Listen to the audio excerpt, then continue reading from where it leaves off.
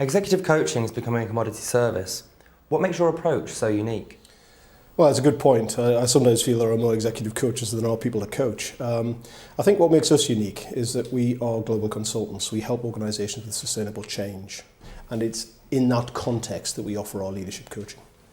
So in practice, how does your coaching differ from what others are offering in the coaching world? Well, much of what we do would be recognised by any professional coach. We challenge assumptions, we elicit new views, we give people the confidence to perform differently. I think what makes us unique is we're not frightened of challenging the way that people are thinking and making sure the thinking they're doing is robust and is appropriate for what the particular customer needs at that time. What types of people do you coach? I think many and varied is the easy answer, but I think the common characteristic they all share is they recognise coaching as something that top performers have. It's not a remedial activity to be done when people are struggling. I think the common feature for most of the people we coach is that they trust us to be able to challenge and advise them and give them the support they require in order to improve their performance.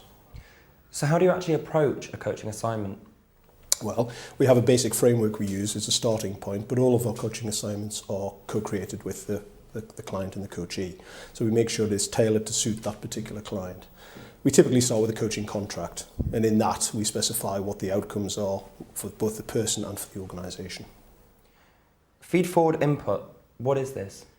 We ask people who know the coachee and have worked with them in the past as to what it would take for that coachee to perform better in the future.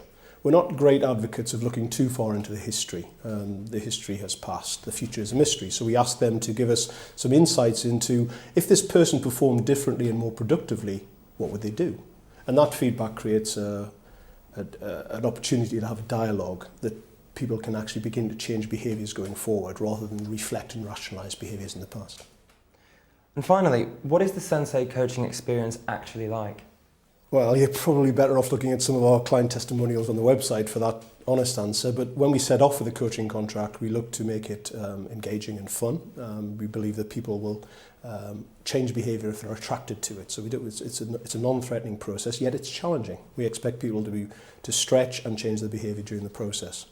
And most of all, it has to deliver value, both for the individual and for the client.